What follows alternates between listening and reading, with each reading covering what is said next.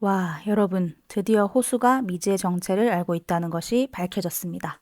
미지를 지그시 바라보는 호수의 눈빛과 잠결에 미지야한 호수의 부름에 사실대로 반응하는 미지. 정말 너무 흐뭇하게 바라보게 되더라고요. 그리고 제가 바로 이전 영상에서 지윤이 호수에게 걔 미래 아니야, 유미지야 라고 할 때 나도 알아 라고 하면 진짜 대박이겠다 했는데 정말 딱 그렇게 나와서 개인적으로 더 도파민이 팡팡 터지는 유쾌였습니다. 7회 예고편을 보면 해야 할 이야기들이 굉장히 많아요. 그중 몇 가지 주요 쟁점을 추려보겠습니다. 바로 미래와 박수석과의 과거 사건의 전말, 대외비 유출을 하게 된 미지와 충구의 계략, 그리고 로사 할머니의 정체까지 이렇게 한번 크게 나눠보겠습니다. 구독과 좋아요 눌러주시고 따라와 주세요. 자, 먼저 미지가 모르고 있는 미래의 큰 문제 중 하나, 바로 공사에서 이전에 있었던 성추문과 관련된 이야기가 이제 서서히 드러날 것으로 보입니다. 예고에서 반지를 낀 여인이 한 명 등장하면서 자신을 알아보지 못하는 미래인 척하는 미지에게 왜 아직 버티고 있냐? 서운하다. 난 유미래 씨 하루도 잊어본 적이 없는데 라고 합니다. 이 여자는 계속해서 언급만 되어 왔던 박수석의 와이프로 보입니다. 박수석의 이름은 박상영. 육회에서 공사 직원들에게 SY라는 이니셜로 선물을 돌린 인물이죠. 그리고 공사 직원들이 유미래가 유부남 꼬셔서 박수성만 불쌍하게 됐다 하는 소문의 당사자이기도 합니다. 당연히 미래가 유부남을 진짜 꼬셨을 리는 없습니다.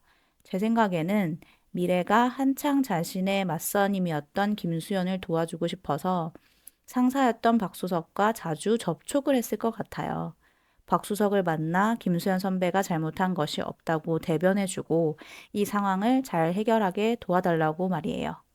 그런 미래를 박수석이 이용한 거죠. 도와주는 척, 이야기를 들어주는 척 하며 자꾸 둘만의 만남을 요구했고 미래를 꼬시려고 노력했을 겁니다. 그리고 그걸 견디지 못한 미래가 인사과에 박수석을 고발한 거죠. 하지만 초반에 나왔듯이 이 사건을 동창인 호수가 맡게 됐다는 걸 알게 되면서 미래는 이 괴로웠던 사건을 없던 일로 덮어버렸습니다. 하지만 사건 접수는 된 상태였기 때문에 박수석은 멀리 좌천이 된 것으로 보입니다. 당연히 자신의 와이프에게 진실을 말했을 리가 없는 박상영 수석 때문에 와이프는 미래가 자신의 남편을 꼬셔 이 사달을 만들었다고 생각하고 공사에 직접 찾아와 미래에게 행패를 부렸던 겁니다. 그리고 이 난리 때문에 공사 내에서도 미래에 대한 소문이 기하급수적으로 커져 미래는 더 사람들에게 손가락질 받게 된 겁니다. 이러한 상황까지 미지에겐 알리지 않았던 미래 때문에 미지는 아무것도 모르고 있다가 와이프를 만나 어리둥절한 상황에 놓였을 거예요. 그런데 또 지우는 그 사건을 대강 알고 있었나 본데요. 그래서 미지에게 그 상황을 얘기해 주는 것 같습니다. 쌍둥이 자매 미래를 위해 인생까지 바꿔 살아준 미지가 이거를 알고 가만히 있을 리가 없죠. 그리고 현재 미지에게는 조력자가 한 명 있잖아요. 바로 계약직 직원 김태희요. 김태희는 제가 지난 영상에서 예측한 대로 미래의 맞선임인 김수연의 동생이 맞는 것 같습니다. 그리고 수연 선배는 지금 방 안에서 은둔 생활을 하고 있지만 동생 태희를 통해 미래의 상황을 계속해서 전달받고 있었던 것 같아요. 태희가 준 음료 옆에 놓여져 있던 작은 쪽지 하나. 거기에는 혼자 견디게 해서 미안해요. 하지만 늘 생각하고 있어. SY이라고 적혀 있었죠. 딱 봐도 맞선임이었던 수연의 쪽지일 것 같습니다. 비록 그 타이밍에 다른 직원들은 박상영 수석으로부터 같은 이니셜의 선물을 받아서 SY를 상영으로 오해할 수도 있겠지만 저는 SY가 수연임이 확실해 보입니다. 재직할 때도 미래를 살뜰히 챙겼던 수연은 혼자 그 조직에서 도망친 후 미래만 혼자 남겨놓게 돼서 계속 미안함과 죄책감에 힘들었을 것 같아요. 그리고 그 쪽지에 있던 그림을 한번 살펴보면요. 어떤 여자가 방문을 열고 나오는 듯한 사진이 언뜻 보입니다. 그 또한 수연이 지금은 은둔하고 있지만 조만간 자신도 방문을 열고 나와보겠다는 의지를 표현한 거 아닐까 하는 생각이 듭니다. 다음으로 또 큰 이야기의 줄기가 하나 있죠. 바로 공사 신사옥 설립을 위한 건물 매입과 관련된 프로젝트인데요. 이 프로젝트에는 이 드라마에서 제일 속을 알 수 없는 사람, 바로 이전 호수가 다니던 업계 탑3 로펌 원근의 대표 변호사이자 호수의 선배인 이충구가 엮여 있어서 앞으로 극의 후반에 많은 분량을 차지하게 될 것 같은데요. 이충구란 사람은 좋게 생각하면 완전 프로페셔널하고 능력자라고 할 수 있는데 승소를 위해서라면 물불 가리지 않는 결과주의자이자 지독한 일중독자입니다. 처음엔 불편한 몸으로 그 자리까지 올라간 선배가 멋있어 함께하고 싶었던 호수도 그의 진면모를 보곤 마음이 불편해서 로펌을 관두게 되었습니다. 어쨌건 이충구는 호수가 자기와 같은 결의 사람이라 생각하고 호의도 있었고 키워주고자 하는 마음도 있었는데 호수의 진심을 알고 아주 차갑게 돌변했었죠. 이충구는 사실 여기서 악역이라기보단 이기는 변호사는 이렇게 하는 거야 하는 모습을 내가 맞다 하는 모습을 호수에게 더 보여주고 싶은 것 같습니다. 그래서 저는 이충구가 미래인 척하는 미지에게 대외비 문서를 일부러 전달했다고 생각해요. 충구는 미지에게 불편한 사람 때문에 일에서 빠질 거라던데 내가 그 사람 날려주면 유미래 씨가 전담해서 맡을래요? 아무래도 이 일의 제격인 것 같아서 하는 말을 하잖아요. 이 일의 제격이라는 건 내가 널 이용하면 내 의뢰인의 일을 쉽게 해결해 줄 수 있을 것 같아 라고 한 말 같거든요. 충구는 지금 대충이지만 많은 상황들을 알고 있는 사람입니다. 유미래가 이전 사내 고발을 해 현재 회사에서 어려운 상황에 놓였다는 점, 그리고 호수와 유미래가 고등학교 동창이라는 점, 그리고 유미래와 로사 할머니가 꽤나 가까워졌다는 점, 그리고 호수가 로사 할머니의 법률 대리인인 것까지 말이죠.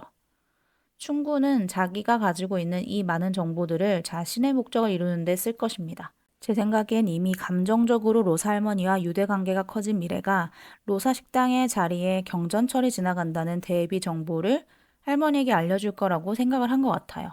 아니면 로사 할머니가 아니라도 동창인 호수에게 얘기를 할 수도 있을 거고요.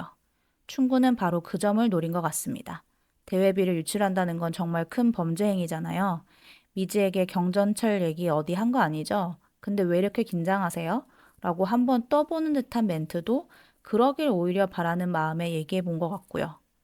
이렇게 7회 예고에서 이충구는 호수에게 중요한 사람들한테 도움이 되라 라고 충고를 합니다.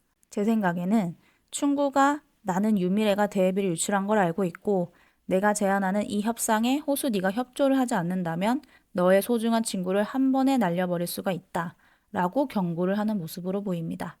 그리고 호수에게 중요한 사람은 미래인 척하는 미지 말고 또 현재 의뢰인인 로사 할머니도 있습니다. 로사 할머니는 우리 모두가 의심했듯이 김로사라는 사람의 이름을 대신해서 살고 있는 듯한데요. 충구는 로사 할머니의 정체에 대해서도 또 걸고 넘어질 게 뻔해 보입니다.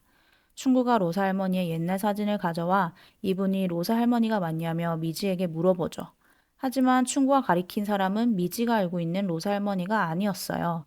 육회에서 냉장고에 붙어 있던 옛날 사진에서 미지는 로사 할머니와 그 옆에 한 사람을 발견했고 사진에 적혀 있는 로사와 상월이라는 메모로 그 사람의 이름이 상월이라는 것을 알게 돼요. 하지만 미지가 상월이라고 알고 있는 사람이 진짜 한국대 사회학과를 졸업한 김로사 시인이었죠. 그리고 로사 할머니가 글을 제대로 읽지 못한다는 사실을 알고 미지도 로사 할머니의 정체에 대해 의심을 하게 됩니다. 그리고 현재 로사 할머니의 모습이 과거 사진과 달라 보인다고 한 충구도 조만간 로사 할머니가 남의 인생을 살고 있다는 것을 알아낼 것 같습니다. 그리고 새롭게 알아낸 비밀 또한 충구에게는 큰 무기가 되겠죠. 어차피 진짜 김로사가 아닌 사람이 주인으로서 건물의 권리를 행사할 수 없다. 모든 걸 싹 다 잃기 전에 지금 제안하는 보상금이라도 받아가는 게 좋을 거다. 이런 식으로 호수를 압박하게 될 것 같습니다. 이제 12부작에 반을 달려온 미지의 서울. 갈수록 더 많은 비밀들이 풀리면서 점점 더 흥미진진해지는데요. 오늘의 이야기가 공감되셨다면 구독과 좋아요, 알림 설정까지 꾹 눌러주세요. 그럼 더 재미있는 미지의 서울 이야기로 찾아오겠습니다. 계속해서 보고 싶은 드라마를 소개하는 드라마 온앤온이었습니다.